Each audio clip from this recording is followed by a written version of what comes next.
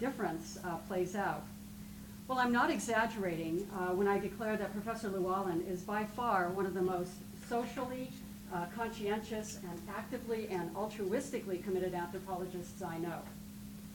Her perspective of nuclear energy policy in the wake of the trifold disaster of March 11, 2011, is textured by her deep familiarity with the environmental activism of the Ainu and their transnational affiliations as indigenous peoples with their counterparts in India, Canada, California, and New Zealand.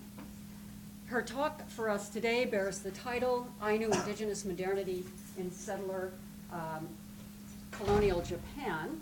And so please join me in welcoming back to Michigan and back to CJS, Professor ann-elise Lewallen.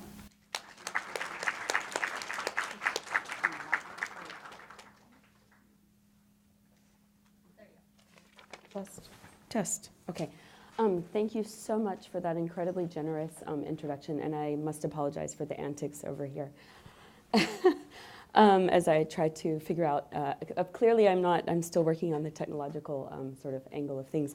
But I really want to first say a huge thank you to CJS and to Jennifer and to everyone who was involved in bringing me back. It's a tremendous honor, and it's really exciting. I can't believe I didn't manage to come back these 11 years, but it's wonderful to be back in Ann Arbor and see your deciduous trees in full foliage, full fall foliage. So let me get started. So today I'm going to try to situate what I was attempting to do in my book and also give you a little bit of a sort of a snapshot into what I mean by the notion of indigenous modernity. So let's see. Okay. All right. Okay. So today I'm drawing from my new book, The Fabric of Indigeneity. And in the book, I'm introducing how Ainu women have expressed contemporary identities as Ainu in Japan, and how these expressions have been mediated by cloth. I apologize for my sort of gravelly voice, so you'll just have to bear with me. In the book, I argue that Ainu women have created spaces of cultural vitalization wherein they travel between an Ainu identity that is determined by their natal, affinal relations, and struggling with Ainu identity through their art. I describe these attempts to understand and define self through cloth as self-craft. Here, of course, I'm not discounting the important work that women are doing in negotiating with their ancestral identities through music, through food, through literature, and through other forms. However, in my experiences in Ainu communities from 2000 to 2014, cloth arts were central to Ainu women's self-craft. And in the book, I'm arguing that by critically positioning heritage cloth, ritual regalia, and ancestral patterns as mouthpieces of Ainu indigeneity, Ainu women have leveraged traditional knowledge to claim indigenous rights, both in United Nations forums and in the Japanese diet. Okay. Let's see.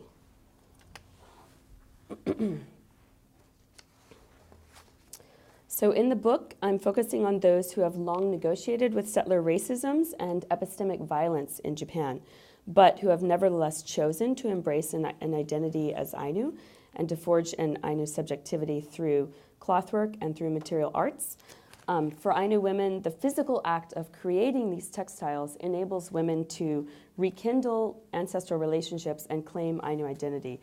It can also be said that it turns women themselves, women's bodies, into sites of resistance against a hegemonic wajin culture. And wajin here refers to ethnic Japanese in Japan. It's the term that's used in Hokkaido to refer to ethnic Japanese, not only in Hokkaido, but especially in the Ainu community. Ainu women have reported to me that clothwork is therapeutic and that it makes them whole again.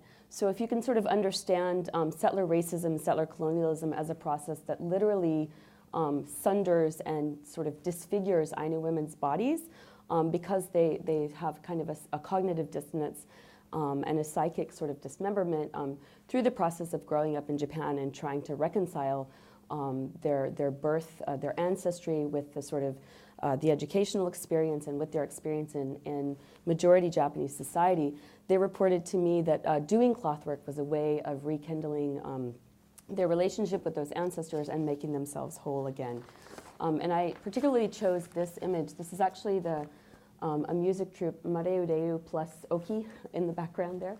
And it's a quartet of women, and this individual, Mayuki, or Mayu on the bottom, she typically likes to draw the Ainu traditional tattoos on for all of her music performances, and she actually does a lot of performance art as well.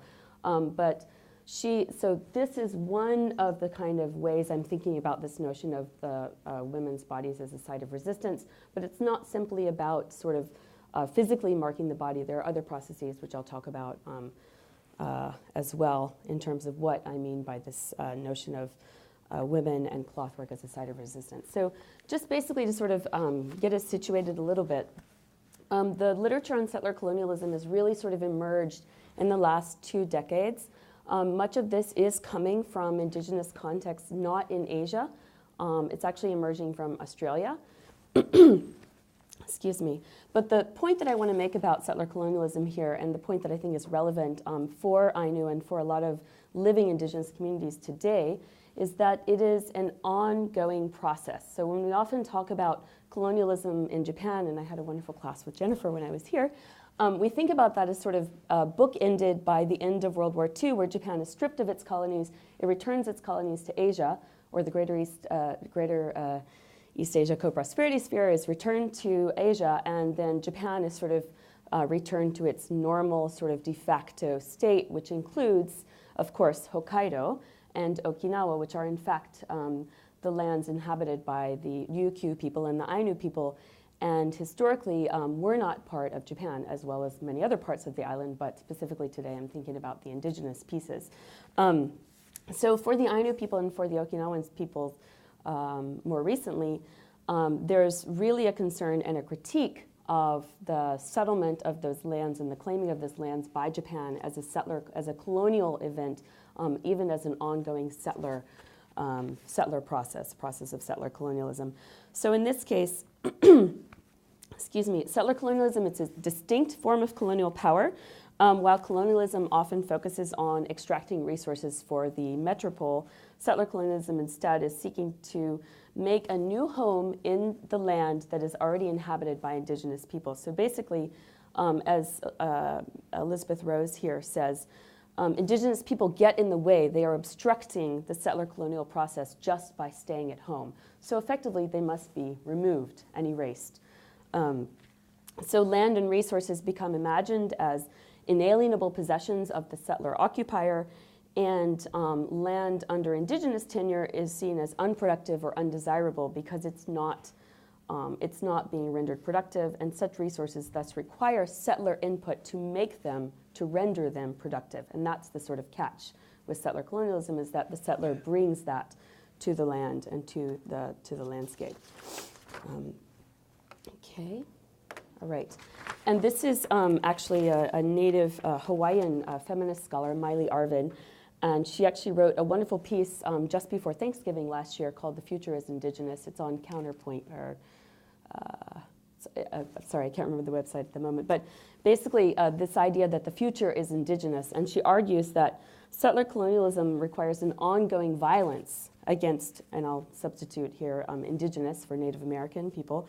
Many narratives obscure this fact. However, by speaking of this violence as occurring in the distant past and in some mythical place, a place far away, or erasing it altogether. Okay, so once again, it's this sort of notion that Native Americans are gone, that's part of the past, that's historical, they're no longer here, they're no longer in the present. And it really erases the possibility of survival in the current moment. And so in effect, sort of in a nutshell, what I'm trying to suggest today is that indigenous modernity, the very fact of surviving, of living, of being here today, of proclaiming Ainu identity sort of bravely and viably and courageously, as Ainu women and men are doing, is itself an expression of indigenous modernity, which defies this sort of narrative of settler colonialism. Okay, so just to orient you, bringing the settler colonial argument to Hokkaido. Sorry, my title has somehow escaped from the page. So this is a map by Mogami Tokunai, early map of Hokkaido, which those of you familiar with the terrain will notice it doesn't actually resemble the sort of contours and the shapes of Hokkaido that we're familiar with today. It's a very early map. But I want to emphasize two sort of aspects of the colonial project in Hokkaido. And one is, of course, territory. The other one is gendered, and I'll talk about that in the next slide. But Japanese colonization of Hokkaido was not predetermined, it was not predestined, but it emerged from a protracted battle between Ainu, Wajin, and actually Ainu-Wajin alliances. And that's an important point that we shouldn't forget. Ezo is the pre-colonial name for Hokkaido. And it actually changed hands between the Matsumai domain, which is the local domain, which was based here, excuse me for not having a pointer, but basically in the southern tip of Hokkaido, or Ezo, the Tokugawa shogun, of course, and Russia. So you had pieces of this, of Ainu land that are changing hands back and forth. Basically between 1799 and 1869 was the sort of major shift, especially between Tokugawa and Russia. And this is actually from the Hokkaido Museum. It's a wooden signpost which was erected by a Sendai clansman around 1861, although the original post was put there by a cartographer or sort of an explorer named Kondo Juzo in the early 1800s. And these signposts, I want to emphasize, this is part of the narrative that Japan uses. Japan makes the argument that Ezo is what they refer to as koyu no ryodo, or sort of inherent territory, inherent domain, inalienable land of the Japanese people. And they date that back to a warrior called Abe no Hirafu. And basically they use this to make the argument that it was predestined to be part of Japan. But this is, again, sort of must be historically situated, because if we look at the sort of flow of history, there was never a kind of natural linear progression between this land being taken from or shifting from Ainu and other indigenous peoples who lived there to Japanese control. Okay, and so the second point I want to make about the settler colonial project is that unfortunately, much of the historiography until now has not really paid close attention to women, to Ainu women, and what was women's piece, or how were they involved in that project. And unfortunately, there's actually been a lot of really good scholarship in Japanese, but it tends to be sort of bogged down by this euphemism of local wives.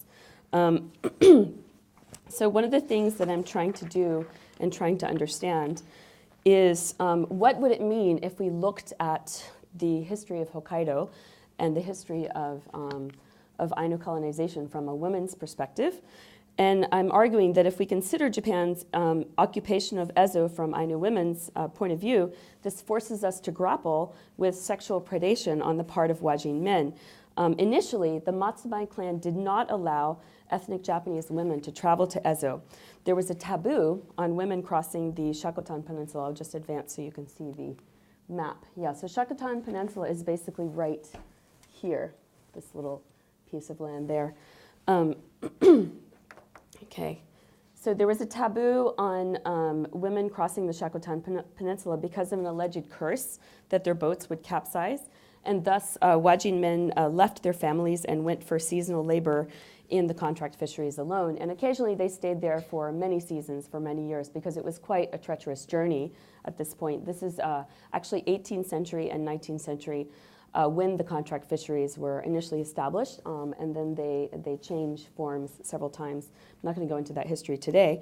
But in order to sort of address the fact that there were no Wajin women present and men had been forced to leave their families, the Tokugawa authorities set up what they referred to as the Genchizuma, or the local wives policy.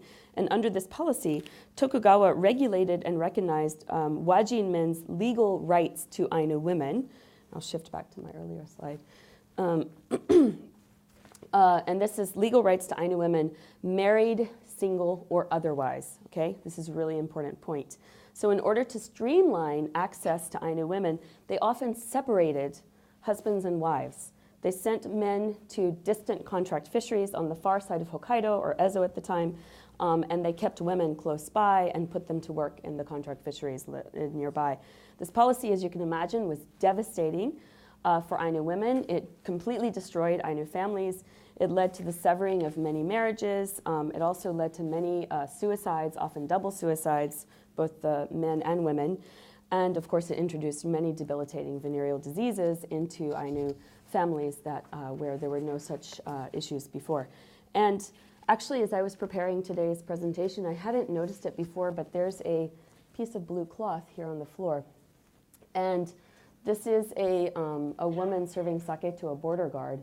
But this, I believe, is her headband, her matambush, which has been taken off her head. And I think it's a very subtle sort of reference to sort of what is happening in this picture, or sort of anticipating what will happen.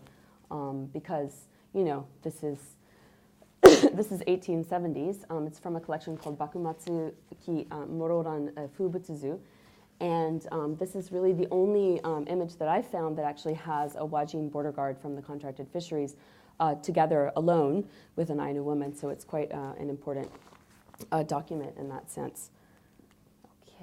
Okay, so I wanted to orient you a little bit to where we are in Japan. So this, of course, is Hokkaido. This is actually a breakdown of the sort of Ainu population density. But the green area is basically traditional or ancestral historic Ainu lands. The Kuril Islands, it's important to note that they lived all the way up to the southern tip of Kamchatka and certainly southern Sakhalin. And there were several different population shifts when Japan and Russia, the possession of Ezo, changed hands between Japan and Russia. And there are still Ainu families today who have ancestors buried on Sakhalin, on the Kurils, and the islands surrounding Hokkaido. And in fact, many of the place names in northern Tohoku, northern part of Honshu, actually reflect Ainu language. So there's sort of a place name history which corresponds to this as well. Okay, so let me just check my, okay. So now I want to shift and say a little bit about how this sort of history of settler colonialism impacts Ainu in terms of modernity and assimilation. So one of the ways we can sort of start to see discourses of modernity shift is in the way that Ainu art and craft work, because it's often classified as craft work in Japan, in the sort of Japanese language treatments of it. So Yanagi Asoetsu, or Yanagi Muneyoshi as he's sometimes referred, he was the founder of something called the Minge movement, which is basically a popular arts revival movement that was celebrating the pre-industrial artifacts of everyday life. And these were sort of artifacts and as well as knowledge that he feared would be lost because of the sort of onslaught of modernity. And so he was really attempting to kind of salvage these traditional techniques. And he believed that Ainu techniques such as the elm bark kimono that we see here were an important piece of that movement. But it's really interesting the way that he viewed them. He actually wrote that Ainu traditional arts were based on techniques that had, quote, not departed the era of earliest tools, and that the relationship between Ainu cultural practice and technology figured in ranking Ainu in the hierarchy of modernity as, quote, early primitives. So it's really important to note how even Yanagi was viewing Ainu based on their technology, based on their art, or based on their sort of technical sophistication. Okay, and then shifting to the post-war era. This is one of the first Ainu media sources. Unfortunately, it was very short-lived. This is a newspaper called Anutari Ainu, or meaning we humans, or we Ainu. And it continued for roughly 3 years, but it's very, very hard to see. But I'm just going to quote this piece here. But this is from one of the members of the editorial board. And it was predominantly an Ainu women's project, this newspaper, but the piece that I'm going to read is from the one male member of the editorial board. And he was very concerned that modernity itself had been sort of a devastating blow, but it had also rendered Ainu the process of being Ainu, the situation of being Ainu, sort of untenable under a modern context. And this is what is highlighted in his first editorial column, which is right here, Henshu Koki. And he says this in the middle of the column, so, so you know the context. So basically, he writes, what we are facing now is not the Ainu as a jinshu, meaning race, or the Ainu as minzoku, people, but the Ainu as a jōkyō. By condition, I mean that when people call us Ainu, the meaning of that Ainu comes to constrain our lives. We are being compelled by this force. This condition of being Ainu itself is the problem. And so basically he's talking about trying to understand Ainu within this kind of flow from the process of assimilation policies under Japanese colonization of Hokkaido, which is officially dated to 1869, when Ezo is renamed Hokkaido. But I argue, because of what was happening with the local wives policy against Ainu women, that we really could date colonization of Hokkaido at least to 1799, when we start to see those kinds of early policies being applied. But because of this process of assimilation, he's writing in this post-war era that the way the concept of assimilation is being applied and the way that Ainu are being sort of forcibly compelled to become Japanese, that there is no room, there is no sort of space inside Japan to have an identity as Ainu coexist with an identity as Japanese or as modern, as contemporary, that they couldn't be co-equal. So in the Japanese imagination, Ainu identity serves as a kind of historical bookend. Equating Ainu with modern is seen as untenable, and Ainu are supposed to have been disappeared by the successful project of Japan's modernity. And so Ainu are always being categorized as either not quite or not yet modern. And even today, I would argue to some degree, even though the government has put a lot of resources towards cultural promotion programs, this kind of thing, and a kind of heritage revival, which I'll talk about in a moment, Ainu subjectivities are seen as incommensurable with modernity, and they defy the imaginations of contemporary Japanese. But I would argue that really the problem is residing more so with ethnic Japanese, with Wajin, than with Ainu. Being or becoming Ainu is not paradoxical, but asserting an Ainu identity today is challenging because of these limits in the settler imagination. And so Ainu are believed to exist in tourist landscapes, but not sort of in the present, not sitting next to you on the train and not using a smartphone to download videos or go on Facebook or et cetera, which is in fact where most Ainu are these days, is on social media. I'm sort of joking, but not entirely. So that was basically a group known as Ainu Rebels. Unfortunately, they also were somewhat short-lived from 2007 to 2009, led by this individual right here, Sakai Mina, who's here holding up the peace sign. And I wanted to tell you a little bit about her story to give you a sort of insight into what I mean by this notion of indigenous modernity and sort of actually a process of awakening. So Sakai Mina is from the city of Obihiro in central Hokkaido, which is somewhat legendary in the Ainu community as being one of the most grueling and sort of painful in terms of very strong racism against Ainu. It's sort of across Hokkaido, it's seen as the most steeped in settler racism, the least forgiving, and horrible cases of even people attempting suicide because they're so distraught at having Ainu heritage.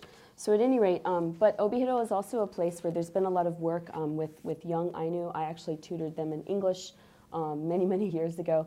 And she and a group of young Ainu from Obihiro started an exchange program with Canadian Indigenous youth. And this is what she writes about that experience. Strong dancing, a secure sense of identity, bold expressions of pride in their ethnic identity. I was shocked. Next to them, I looked like a weak and tiny person. We Ainu, so full of shame at being Ainu, that we might be able to feel pride. This shifted my thinking 180 degrees. And then they have a reunion 2 years later, and she says, at that point, we sang songs around the campfire, and the me in that space was filled with a sense of deep contentment. This was the original me, I realized. To live openly as Ainu, this was the path for me. So She actually she attended college in Tokyo and then ended up staying in Tokyo, and she founded this group from Tokyo, from Ainu around the Tokyo region. So it's actually quite distinctive because these are all Tokyo Ainu, or Ainu from Hokkaido who had moved to Tokyo. It's kind of a mix, many of them from her home community in Obihiro, but also from around Tokyo. Okay. And so she actually becomes very much empowered and very excited about her Ainu roots. And she actually was one of the three couples that I know of in recent history who've done a traditional Ainu wedding, and this actually was in Tokyo as well. And so she's really embracing her Ainu identity. She was very careful about trying to find the right sort of ekashi, or the right elder to serve as the officiant for the ceremony, someone who would quote, get it right, get the language of the prayers right. So there's a kind of a tension between honoring heritage culture, honoring the memory of the ancestors, but also choosing sort of innovation and different ways of expressing your identity in the present, in consonant with sort of the values and the interests of Ainu youth today. So now I want to shift. So that's one sort of story of awakening, of being triggered. And the second one is from a young woman whom I'm referring to as Kina.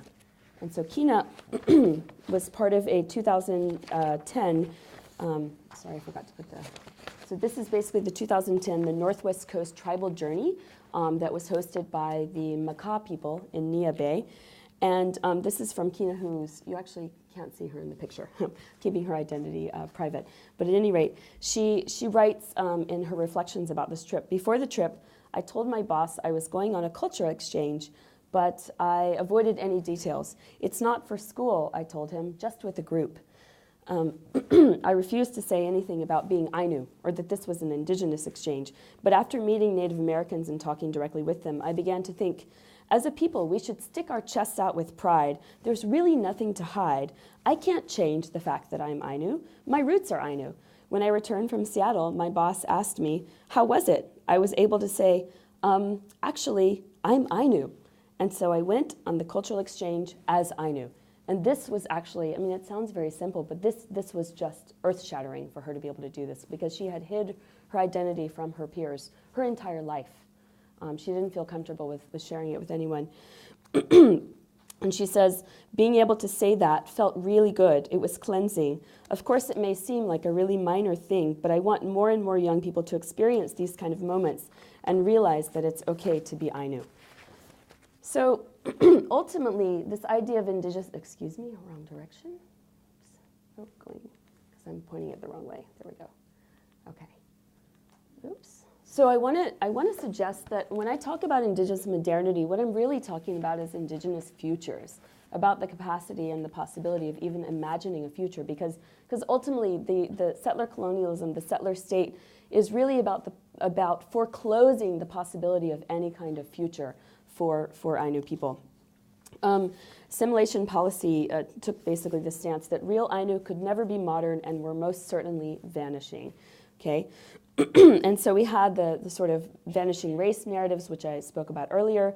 And then even today, in 1997, the Japanese government introduced the Ainu Cultural Promotion Act, which is basically designed to promote and put funding towards promotion of Ainu culture, specifically traditional culture. And the government reserved the right to determine what fit into that category. And that basically was led to development of a heritage economy and a very strong focus on authenticity and cultural fluency as part of that mix. Okay, and so one of the things that has been happening sort of simultaneously with the Cultural Promotion Act is you see a lot of people who are interested in reviving or bringing back and sort of also reinventing Ainu culture, as I've been introducing in some of the slides. But generally, the focus is on engaging with their ancestors, engaging with what I refer to as an ancestral space, in order to recuperate the values from the ancestors in crafting themselves and imagining their own futures. And so there's roughly two kinds of approaches. Some are extremely innovative attempts to radically redefine Ainu expressive arts. And then there are sort of more conservative styles which are focused on heritage revival, basically doing reproductions from museum collections or trying to basically find out what the traditional pattern work or motifs were in certain communities and reviving that and relearning that work and passing that down, training oneself in that work and then passing it down to future generations.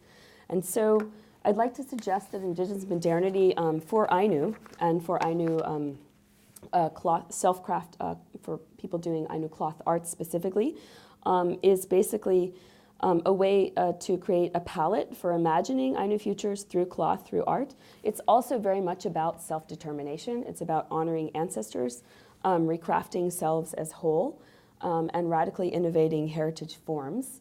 But it's also very much, in addition to self-determination, it's also very much about asserting alterity. Sorry, that wasn't the best choice of words. Basically claiming a separate historical narrative from the rest of Japan. And claiming, again, asserting the sort of ongoing survival of Ainu people and the right to determine, the right to express that on their own terms. And heritage cloth in a global context is very much about signaling Ainu membership as part of this global indigenous community and claiming an indigenous identity on the international stage. Okay. Oops. Okay, so I want to show you some examples of what I mean by Ainu art. And this is an embroidery triptych by an artist called Kaizawa Tamami. This is another of her pieces. And let's see, oops, I skipped her. Yes, so this is from an artist called Nupkina, and she talks about the sort of struggle to try to figure out, is one of the biggest challenges for so artists that are trying to sort of innovate in terms of Ainu artistic forms is trying to sort of keep it Ainu while also sort of moving into a new sort of expressive terrain. And I think this is a challenge for indigenous artists really across the world. They're struggling with a similar thing. So how do you sort of claim a viable ongoing future while also celebrating your ancestors' past and the knowledge that you've inherited from them, but also not being acute. The problem is you have a lot of people in the community who are very often resistant to or concerned about the artwork changing form too much, and so they're very quick to point out, oh, that's not, you can't really call that Ainu art because you didn't curve the line the correct way, or it's not connected, or what have you, or you didn't use this kind of stitch, this kind of thing. So there's sort of a constant struggle. But Nupkina was an artist who went and attended traditional Ainu embroidery classes and clothwork classes and actually trained herself in the traditional techniques. And now she uses graphic design and photography and blends all of those elements to create her images. And then a second artist is Rao Rao, and she's also struggling with how to really understand the various composition elements of Ainu art. And she says, what exactly do these patterns mean? Pondering this, I move my needle. Books tell me that this type of pattern is a talisman or an owl's eyes, or this design evokes the vines or the branches of a tree. And people say that Ainu patterns are not linear because we're representing the natural world, and what that looks like, it really depends on each person's sensibility, so there are no rules. So she's sort of arguing that you don't have rules and that you shouldn't be constrained. And here's a couple of other examples. This is a piece by an artist called Tycho Soda. She also designed the cover for my book. And Iresfuchi means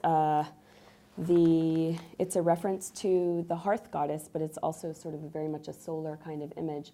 But the goddess who raises us, or it's not exactly a mother per se, but the goddess who cares for us, the spirit being who sort of raises us and cares for us. And she, this banner actually served as the flag for a walk that was done in 2008.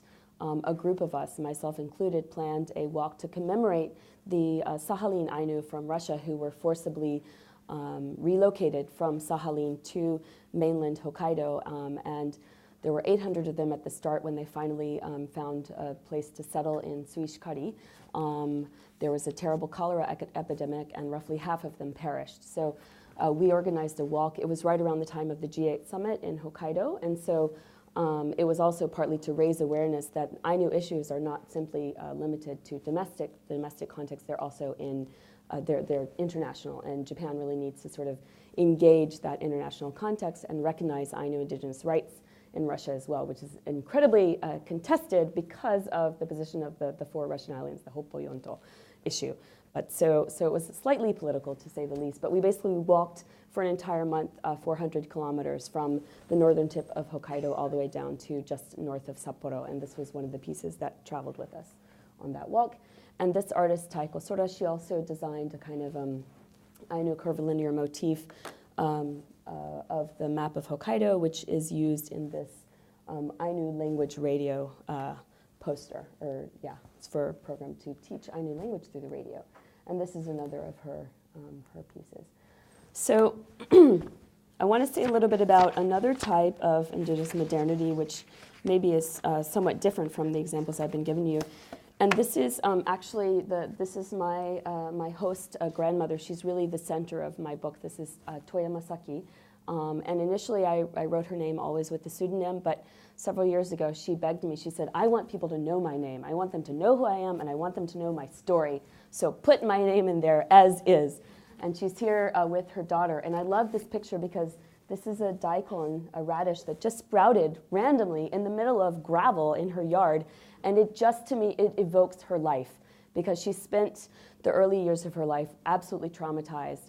She has a very painful story, which I write about in the book, but she's here with her daughter, and she is just the most resilient person that I know. Sorry, she's actually in the hospital right now, so I'm sort of have her in my mind. But so at any rate, she's really the one who sort of taught me what all of this clothwork means, why it's so salient, why it's so important for Ainu people.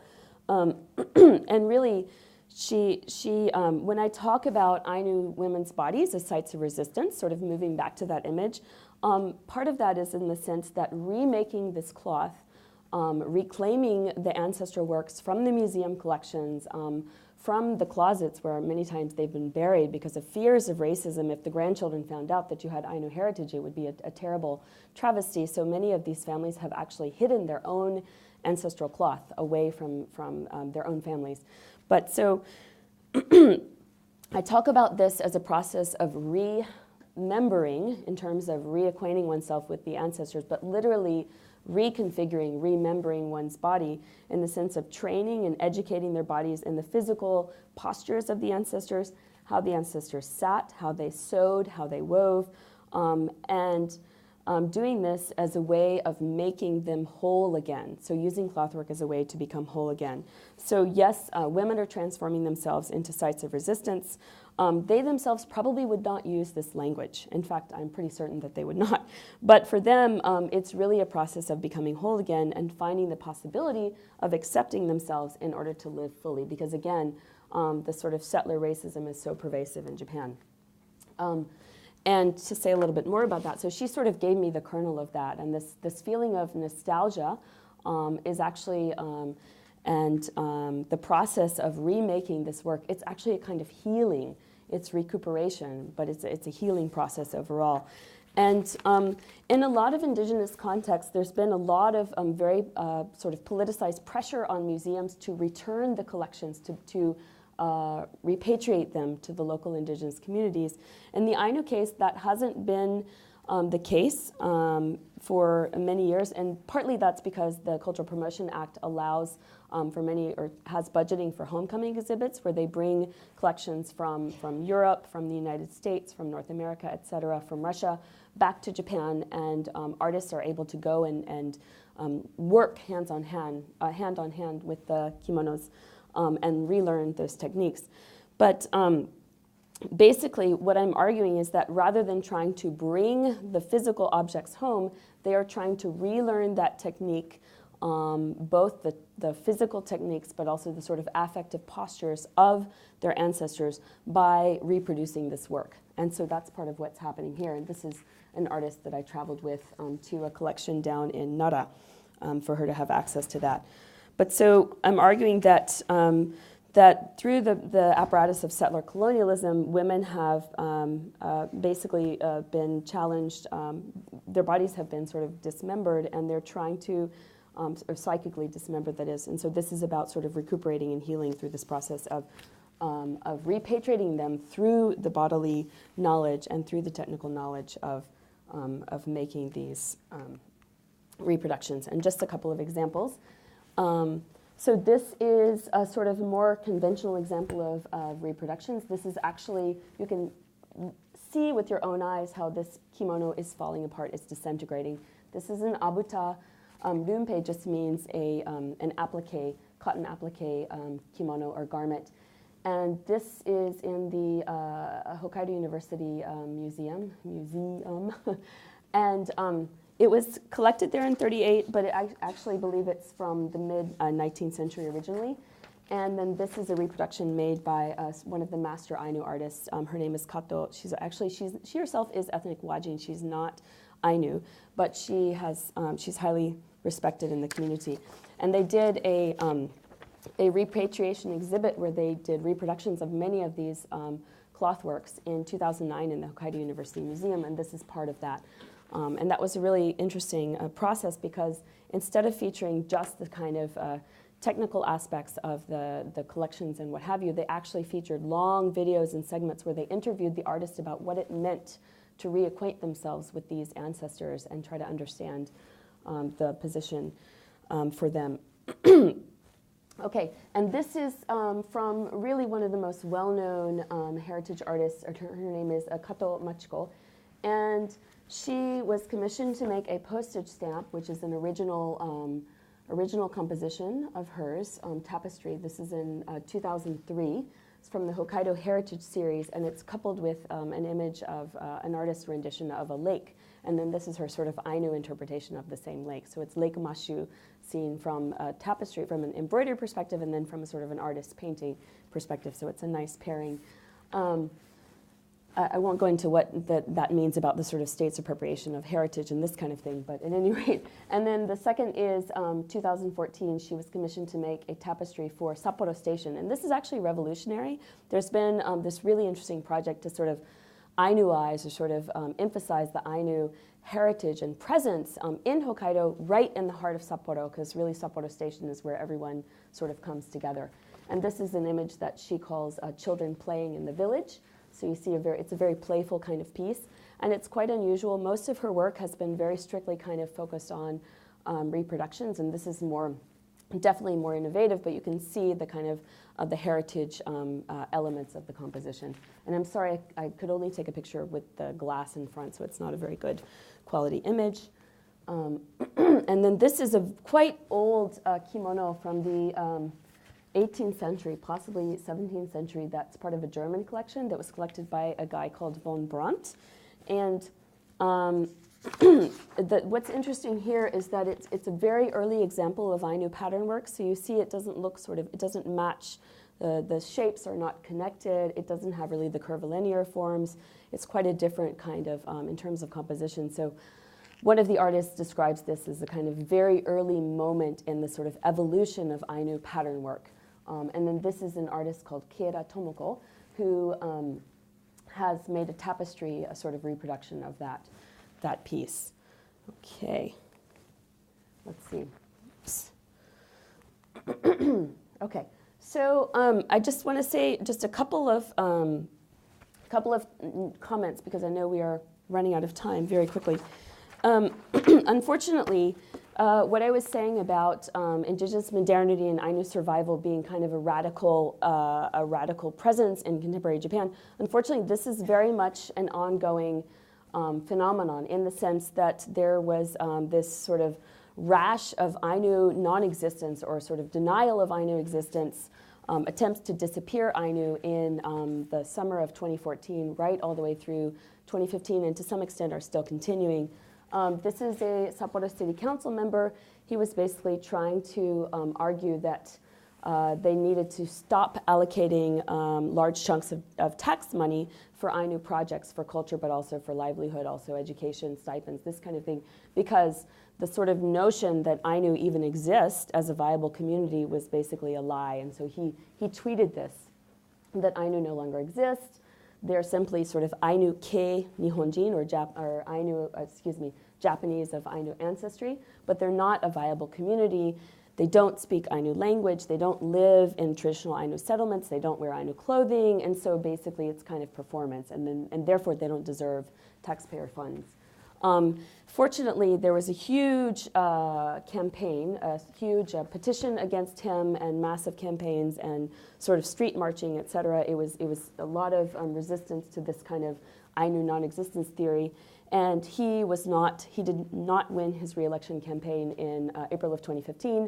And the other gentleman, there was another gentleman who's similarly been attacking Ainu budgeting, and both of them lost in 2015. So, but that didn't stop him from tweeting. So we still have this sort of ongoing hate speech issue on the internet, especially in social media. And so I won't go into too much detail here. I want to wrap up, but I want to actually jump and say, point out that unfortunately this phenomenon of imagining Ainu as sort of limited to one very traditional kind of cultural box is not limited to Japanese media. And there's a tendency to, when media in Japan, and this is actually from the Smithsonian, it's a wonderful article that was just published in October. Unfortunately, they chose this image of this man who's a very beautiful, very handsome representation of Ainu, but of course he's pictured here in his ceremonial garb, and the first portion of the article has a lot of very traditional kinds of images. It's not until you scroll all the way to the bottom that you see two Ainu women standing and sort of dressed like me, basically, or slightly more hip and trendy. And so it sort of recreates and reproduces this expectation that Ainu can only be in this sort of traditional bodily form, and then that otherwise they either are not authentic, or they don't exist. Okay. And I want to show you very quickly a clip from the Elan Cut campaign, and we'll wrap up with this. Let's see if I toggle to, okay, here we are. All right, so, oops, sorry, no, to here. Okay.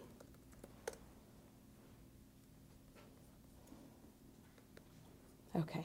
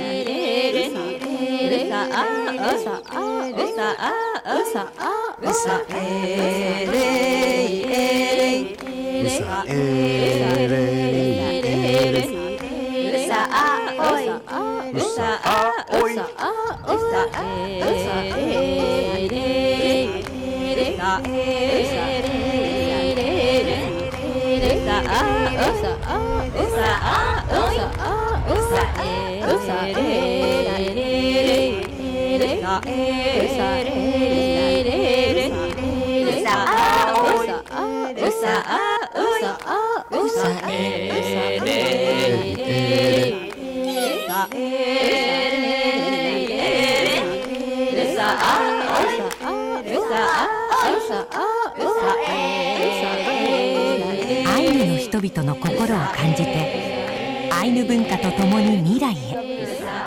身近な人に、旅する人に、こんにちはから始めよう。イランカラプテ。イランカラプテ。Okay, oops. Go back. All right. So, okay. So this is actually a really powerful public relations PR campaign that the prefecture of Hokkaido basically agreed when Ainu were recognized as indigenous peoples in 2008 by the government of Japan. They said that they were going to do some kind of campaign to celebrate that and promote it, which is fantastic. It's basically Elan Cut is a beautiful Ainu word which means hello, or literally it means let me touch your heart softly, so it's quite a beautiful expression. And they wanted to celebrate that, and so they sort of made this PR video featuring the governor of Hokkaido singing in Ainu and people across Hokkaido singing in Ainu. But so even though in many ways it sort of emphasizes the modernity of Ainu and their sort of survival, etc., what you notice is that every shot of Ainu in the film is them wearing traditional clothing.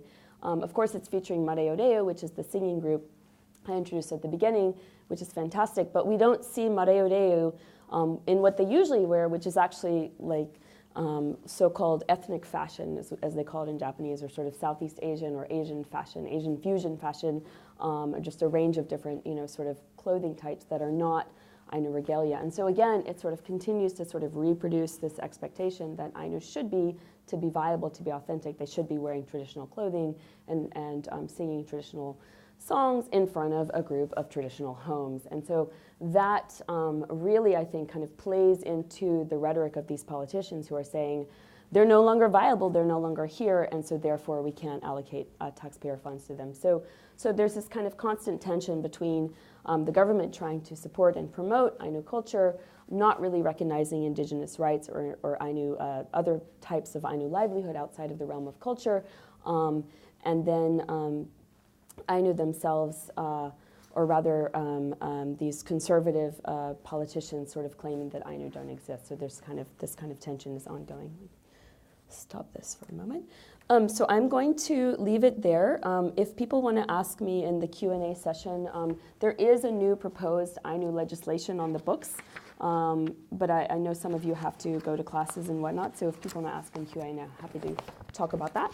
But thank you so much for your kind attention, and it's been a great honor to speak to you today. Thank you so much. Elan Cut and Yairai Kire.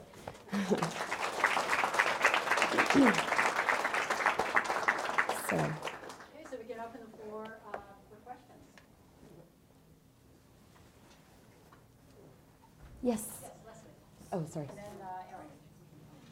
This will probably get us off track a little bit, but Sure. I'm curious about how you gain trust and acceptance from the community. I mean, I know it must have been a long process, Yes. but maybe you could give us some idea. Absolutely. Yeah, and I want to say hello from Tokumura-san. I met them, it's been several years, but yeah, we talked about you a lot. So that's a really good question, and I could write a whole another book on that process. But in retrospect, it wasn't a sort of terrible dilemma that I sort of imagined it to be. But so unfortunately, the Ainu have had, Ainu communities have had tremendously sort of violent encounters with scholars, especially with anthropologists, especially with physical anthropologists throughout history. There's a long history of medical researchers and physical anthropologists going into Ainu communities and without anyone's permission digging up the grave sites and stealing Ainu ancestors. And so actually one of the exciting things that is happening right now as we speak is Hokkaido University is being sued. Oh, so first I should say there are Ainu human remains scattered across Japan. Hokkaido University has the largest collection, roughly 1,600 or 1,500, I believe. And last July, 12 of those were repatriated to a community in southern Hokkaido and actually reburied. First time in history. It was an incredible moment. But so right now there's an ongoing process of trying to get justice for those removals. And so that's a really important thing that's happening. But because of that history, anthropologists in general are looked at with a lot of suspicion. And so I really struggled with how in the world am I going to establish rapport. And so luckily I was here at Michigan, so I was able to get summer funding. And so I made several trips, sort of initial preparatory trips, and just traveled around meeting people and trying to sort of get to know them, and not asking too many questions and not asking for interviews initially. Attended a lot of cultural events, a lot of festivals, and just tried to sort of show up and be there and be present and be positive and listen to people and not be too intrusive. And then eventually over time, I also learned sort of what things were important to them. So I visited museum collections in the US and did some documenting of that and brought photos and knowledge back to cloth workers and shared with them, these are the collections we have. I'm happy to help facilitate if you want to go visit, this kind of thing. So I just did everything that I could to sort of emphasize my commitment that I really wanted to build a long-term relationship. I wasn't there just to take their knowledge for my dissertation and then leave, or for my research and then leave. And so I really kind of focused on that message. And then over time, I did become involved in several different kinds of campaigns with this walk that we did in Hokkaido.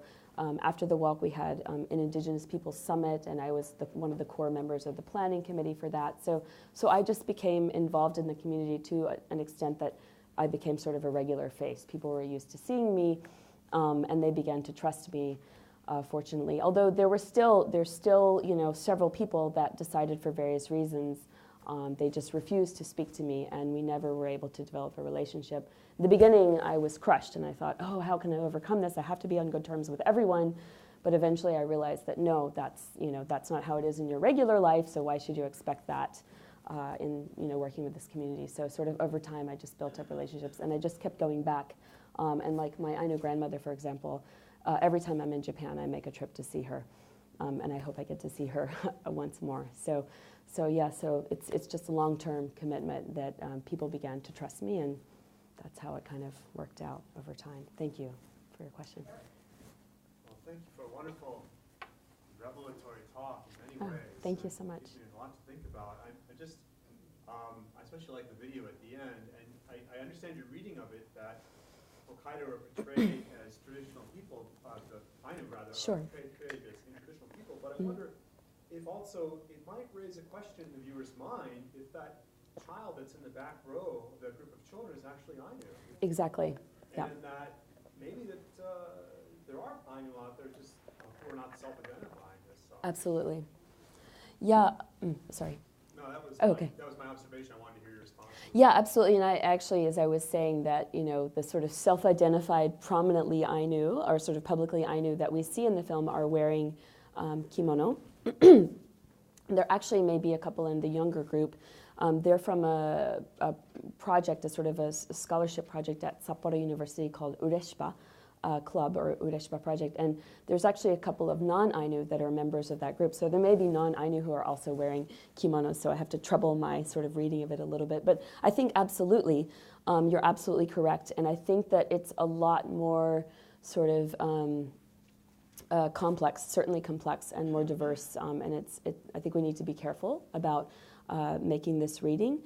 At the same time, I would say I can't tell you how many people I've met who've said their children went on a field trip to Shiraoi, which is one of the major Ainu tourist sites in Hokkaido, and they were shocked to meet real Ainu, and they came home and told their parents about it, and their parents, sort of oscillated between, do I tell them that they actually are Ainu, of Ainu ancestry, or do I just, say that, of course, Ainu exist, and then wait some time before I'm comfortable? And fortunately, I mean, one of the positive sides of all of the focus on heritage, the heritage economy, and sort of greater visibility, even as we have this sort of Ainu denial campaigns happening on social media and whatnot, greater visibility of Ainu through many of these sort of tourist promotion activities has translated to more and more Ainu families are accepting of their Ainu identity and feel more comfortable in sharing that with their children at a younger age.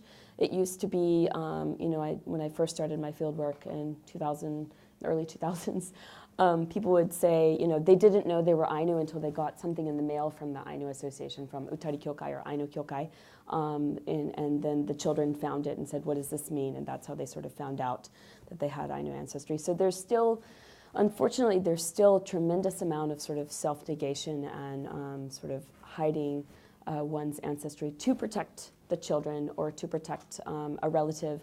I had people tell me that they had not been public about their Ainu identity, or when they started to be public and become involved in activism, some members of their own family suffered discrimination. One person told me that their brother-in-law got a divorce because his I can't remember if it was the wife or the husband, but at any rate, they couldn't sort of make peace with the fact that this person had Ainu ancestry, and so they divorced one another just because another member of the family was publicly active, was in the newspaper, this kind of thing. So you know, the settler racism is ongoing, I'm sorry to report, and I'm hoping that that will change, but unfortunately it's still a huge, huge problem even today. Yeah. I'm afraid we need to wrap up, and maybe we can meet in the room down the hall, but Yeah, we there's need to make room for the next class. There's a class Thank coming you so in. much for Thank you. fabulous